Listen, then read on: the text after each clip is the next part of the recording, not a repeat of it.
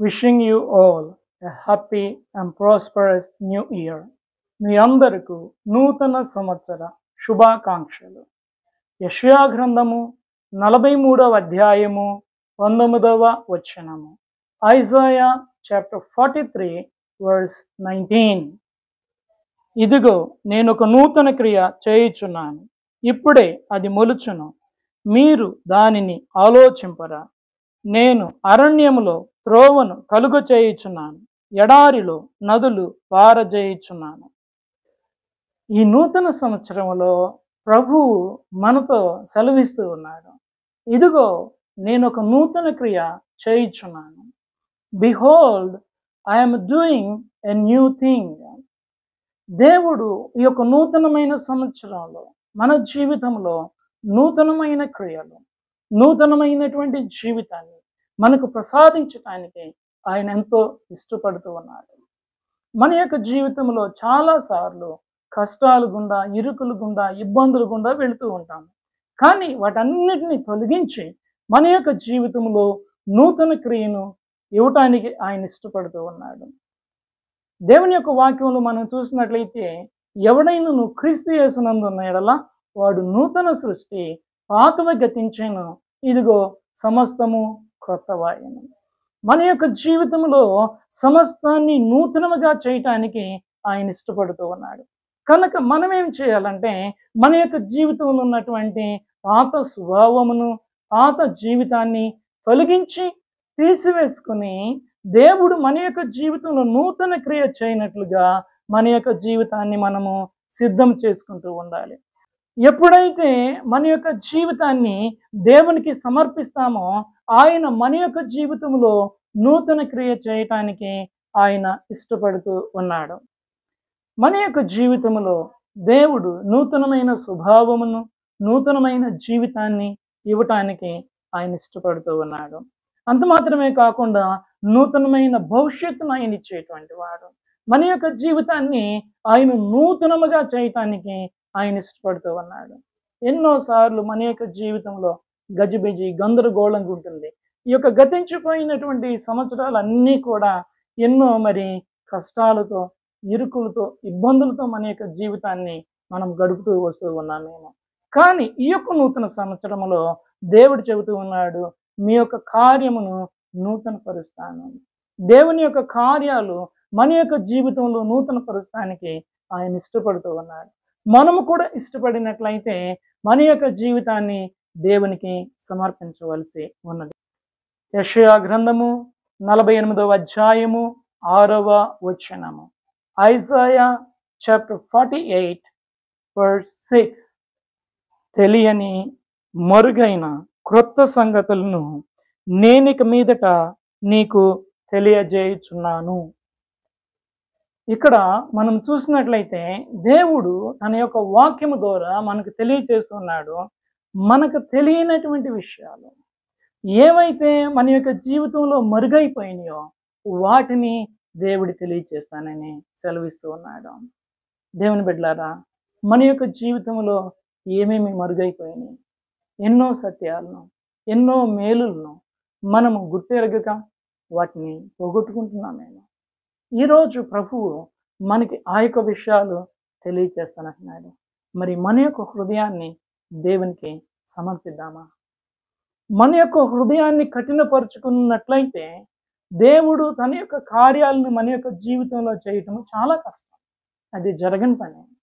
కానీ ఎప్పుడైతే మన యొక్క జీవితాన్ని దేవునికి సమర్పిస్తామో, దేవుని యొక్క వాక్యానికి విధేయత చూపిస్తామో, అప్పుడు దేవుడు మనకు తెలియనటువంటి విషయాలు దేవుడు తెలియచేయటానికి ఆయన ఇష్టపడుతూ ఉన్నాడు. దేవుని బిడ్డలారా, ఎన్నెన్ని దీవెనలు, ఆశీర్వాదాలు, కార్యాలు మీ జీవితంలో మరుగైపోయినాయి. గతించిన కాలంలో మరుగైపోయినాయేమో, కానీ ఇప్పుడు మన యొక్క హృదయాన్ని మనము దేవునికి సమర్పించినట్లయితే మన యొక్క జీవితంలో ఆయన మరుగైపోయినటువంటి విషయాలను ఆయన తెలియజేస్తాడు. ఈ యొక్క క్రొత్త సంవత్సరంలో దేవుడు చెబుతూ ఉన్నాడు, మరుగైపోయినటువంటి విషయాలను మనకు తెలియచేయబోతూ ఉన్నాడు. గూఢమైన విషయాలు, గ్రహింపలేని విషయాల్ని, క్రొత్త సంగతుల్ని దేవుడు మనకు తెలియజేస్తూ ఉన్నాడు. ఆ యొక్క విషయాల కొరకు ముందుకు వెళ్దాము. రెండవదిగా దేవుడు మన యొక్క జీవితంలో తెలియచేస్తున్నటువంటి విషయం ఏమిటంటే, ఇప్పుడే అది మొలుచును. Now it shall spring forth. మన జీవితంలో దేవుడు చేసే నూతనమైన క్రియను, నూతనమైన కార్యమును ఆయన మొలిపిస్తానని తెలియచేస్తూ ఉన్నాడు.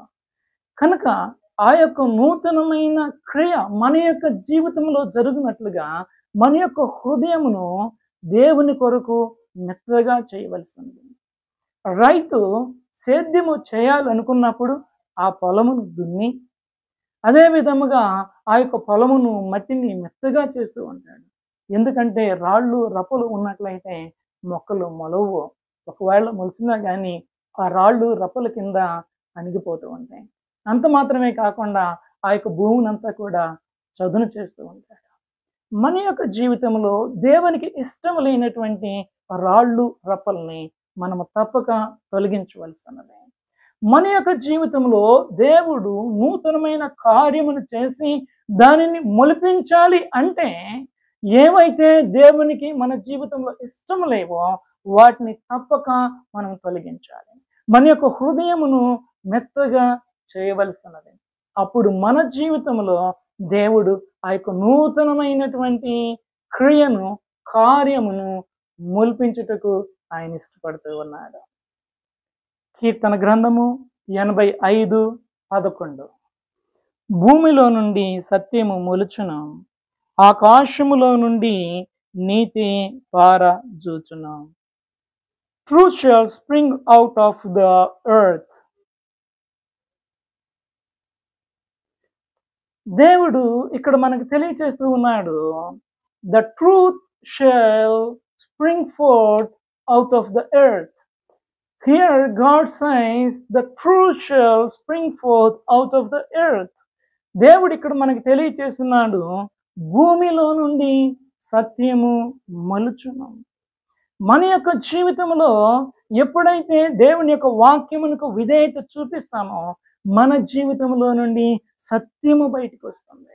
మన జీవితంలో సత్యమైన క్రీస్తు మన జీవితంలో మొలుస్తాడు. యేసయ్య చెప్పాడు, నేనే మార్గమును, నేనే సత్యమును, నేనే జీవమును. ఈ సత్యమై ఉన్న క్రీస్తు మన జీవితంలో మొలవాలి అంటే మనము ఆయన యొక్క వాక్యానికి విధేయత చూపించాలి. మన యొక్క కఠినమైన హృదయమును, మన యొక్క మోసపూరితమైన హృదయమును దేవునికి ఇవ్వాలి. మన కఠినమైన హృదయమును, మన యొక్క రాతి హృదయమును మెత్తగా చేయాలి. అప్పుడు మన జీవితంలో సత్యము అనబడిన క్రీస్తు మొలుస్తాడు. మూడవదిగా ప్రభువు మనతో అంటున్నాడు, మీరు దానిని ఆలోచింపరా. Shall you not know it? చాలాసార్లు మన జీవితంలో జరుగుతున్న దేవుని క్రియలను మనము ఆలోచించాము, వాటిని గ్రహించలేకుండా ఉంటాము. దేవుడు మరెన్నో కార్యాలు మన యొక్క జీవితంలో చేయాలని చూస్తున్నాడు. దేవుడు చేస్తున్నాడు కూడా, కానీ వాటిని మనం గ్రహించలేకపోతున్నాం. కారణం ఏమిటంటే ఆయన యొక్క వాక్యానికి విధేయత చూపించలేకపోతున్నాం. ప్రభు యొక్క వాక్యానికి విధేయత చూపించకపోయినట్లయితే మనం ఎట్లా ఆయన యొక్క కార్యాన్ని గ్రహించగలము? ప్రభు ఇక్కడ చెబుతున్నాడు, అది ఇప్పుడే మొలుస్తుంది, మీరు దానిని ఆలోచించరా. My dear brothers and sisters, are you knowing the God's works in your life? ప్రియమైన సహోదరి సహోదరులారా, దేవుడు మీ జీవితంలో చేస్తున్నటువంటి కార్యాలను మీరు గ్రహించగలుగుతున్నారా? దేవుడు మీ జీవితంలో చేస్తున్న అద్భుతాలని మీరు చూడగలుగుతున్నారా? ప్రభు చెబుతున్నారు, మీరు దానిని ఆలోచించరా. ఎంతోమంది దేవుని క్రియలను, దేవుని యొక్క మాటలను, దేవుని యొక్క వాక్యమును పెడచెవిన పెట్టి వారి యొక్క జీవితంలో ఎన్నో అద్భుతాలని కోల్పోతున్నారు. ఎంతో గొప్ప భవిష్యత్తుని వారు కోల్పోతున్నారు. ఎప్పుడైతే మనము మన దేవుని పైన విశ్వాసం ఉంచుతామో మన యొక్క జీవితంలో దేవుడు గొప్ప కార్యాలు చేస్తాడు. వాటిని మనం గ్రహించగలుగుతూ ఉంటాం, వాటిని గురించి ఆలోచన చేయగలుగుతూ ఉంటాం. ఎప్పుడైతే దేవుణ్ణి పక్కన పెట్టేస్తాము. దేవుడు మన జీవితంలో చేస్తున్నటువంటి క్రియలను మనం గ్రహించలేము. ఆయన చేస్తున్నాడు కానీ మనం గ్రహించలేకపోతున్నాం. యోబు గ్రంథము 37వ అధ్యాయము 14వ వచనము. Job chapter 37 verse 14. ఊరకుండుడి, దేవుని అద్భుత క్రియలను ఆలోచింపుము.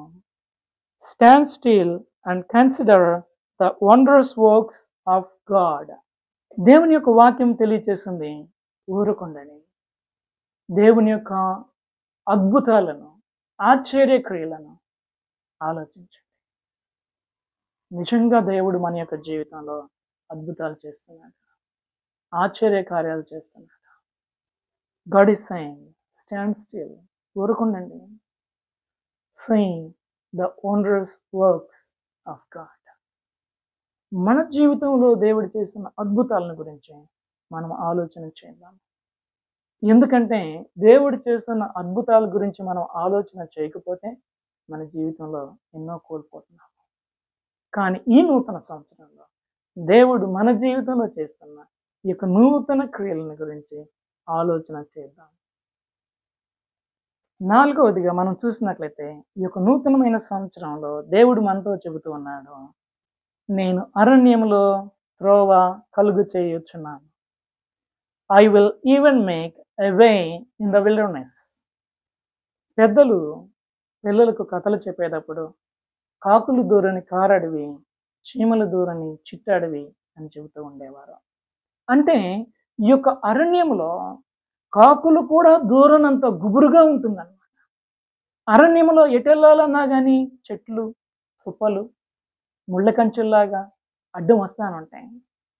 కానీ దేవుడు ఇక్కడ మనకి తెలియచేస్తున్నాడు, అరణ్యములో త్రోవను కలుగు చేస్తాను.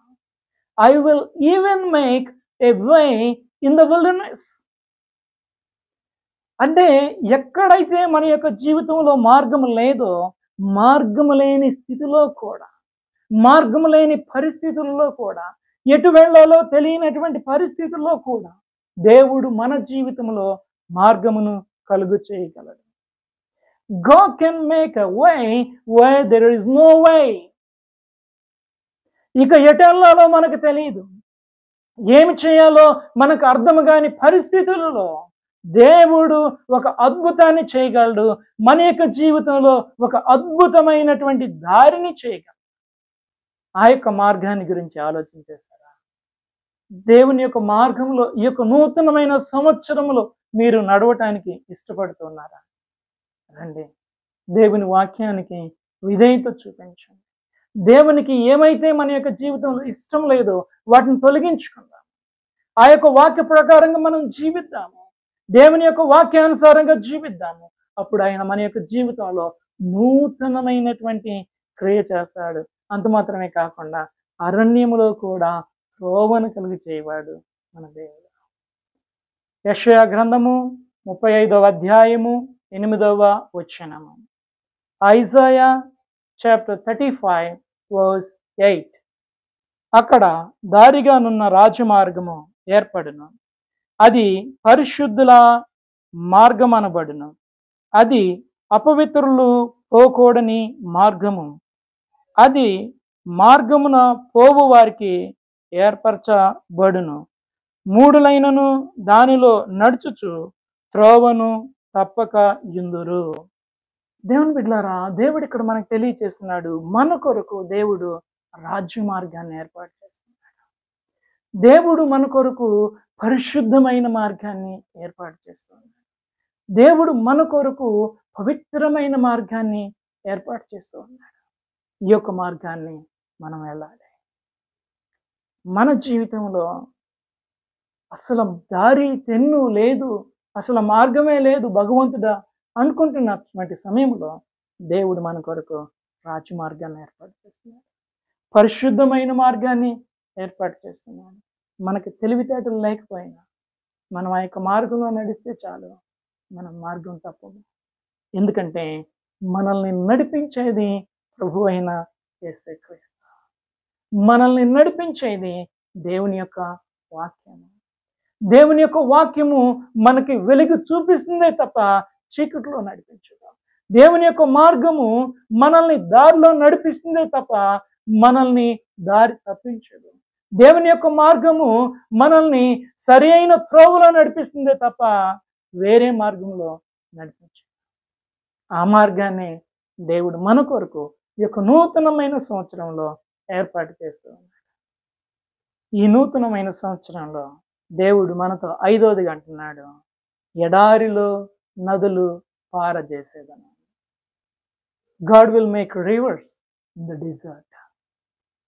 ఎడారిలో దేవుడు మన జీవితంలో నదులను పారజేయు దేవుడు, సమృద్ధిని ఇచ్చేటువంటి వాడు. ఎక్కడైతే ఒక్క చుక్క ఒక్క బొట్టు నీరు దొరకదో అక్కడ సమృద్ధి అయిన నీటిని ఇచ్చువాడు మన దేవుడు. మీ యొక్క జీవితంలో సమృద్ధి అయినటువంటి జీవజలం లేక నశించిపోతున్నారా? నేడే ప్రభు యొద్దకు రండి. ఆయన మనందరి కొరకు జీవజలాన్ని సమృద్ధిగా ఇస్తున్నాడు. ఎక్కడో తెలుసా? ఎడారిలో. ఎడారిలో ఎండమాములు తప్ప నీరు ఉండనే ఉండదు. కానీ ప్రభువు మన కొరకు నీటిని ఏర్పాటు చేస్తున్నాడు. ఓయాసిస్ దగ్గర తప్ప ఎడారిలో నీరు ఎక్కడ దొరకదు. కానీ అటువంటి ప్రాంతంలో కూడా దేవుడు ఆ యొక్క ఎండమాములు ఉన్న ప్రాంతంలో మన జీవితంలో నీటిని ఇస్తానని ఆయన వాగ్దానం చేస్తూ ఉన్నాడు. యెషయా గ్రంథము 35వ అధ్యాయము 7వ వచనము. Isaiah chapter 35 verse 7. ఎండమాములు మడుగులగును, ఎండిన భూమిలో నీటి బొగ్గులు పుట్టును. దేవుని బిడ్డలారా, దేవుడు మనకు తెలియచేస్తున్నాడు, ఎండమాములు మడుగులుగా చేస్తాడంట. అదే విధముగా ఎండిపోయిన భూమిని నీటి బొగ్గులుగా చేసేవాడు మన దేవుడు. God will spring forth a water in the dry land. ఏ విషయంలో మనం ఎండిపోయామో, ఏ విషయంలో మనం దూరం అయిపోతున్నామో మనం గ్రహించుకుందాము. మనం ఎండిపోయినప్పుడు, మన యొక్క జీవితం ఎండిపోతుంది అనుకున్నప్పుడు, మన జీవితంలో మనం ఎండిపోయినప్పుడు అటువంటి పరిస్థితుల్లో నుండి మనల్ని నీటి బొగ్గులుగా చేయవాడు మన దేవుడు. మనము యేసు క్రీస్తునందు విశ్వాసం ఉంచినప్పుడు మన కడుపులో నుండి జీవజల నదులు పారును. మన యొక్క కడుపులో నుండి దేవుడు జీవజల నదులు ప్రవహింప చేయటానికి ఆయన ఇష్టపడుతున్నారు. మరి మీరు ఇష్టపడుతున్నారా? రండి ప్రభు దగ్గరికి. ఆయన మీ యొక్క జీవితంలో అద్భుతం చేయటానికి ఆయన ఇష్టపడుతున్నారు.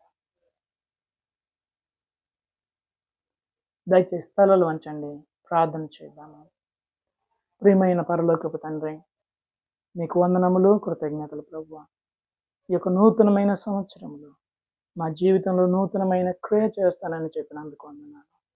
ఇదిగో నేను ఒక నూతన క్రియ చేయుచున్నాను, ఇప్పుడే అది మొలుచును, మీరు దానిని ఆలోచింపరా. అరణ్యములో త్రోవను కలుగు చేసేదను, ఎడారిలో నదులు పారజేసేదనని మీరు సెలవిచ్చారు ప్రభువా. మీకు వందనాలు. నా ప్రియమైన సహోదరి సహోదరులు ఎంతోమంది ప్రభువా నాయన సమస్యలలో, ఇరుకులలో, ఇబ్బందులలో ఉన్నారు. మీరు చేసే నూతనమైన క్రియ జరగాలని, మీరు చేసే నూతనమైన క్రియ కొరకు వారు ఎంతో పట్టుదలతో ఎదురు చూస్తున్నారు ప్రభువా. మీరు సహాయం చేయండి. తప్పక ఆ యొక్క బిడ్డల యొక్క జీవితంలో నూతనమైన క్రియను జరిగించండి. ఎంతోమంది జీవితంలో దారి లేక అక్కడ ఆగిపోయారు ప్రభువా. అటువంటి వారి జీవితంలో నాయన మార్గాన్ని ఏర్పాటు చేయండి. ఎంతోమంది జీవితాలు ఎండిపోయినాయి. అటువంటి వారి యొక్క జీవితంలో నదులు ప్రవహింప చేయండి. మేలు చేయమని యేసుక్రీస్తు ప్రశస్తమైన నామమున అడిగి ప్రార్థన చేసి వేడుకుంటున్నాము తండ్రి. ఆమేన్. God bless you all.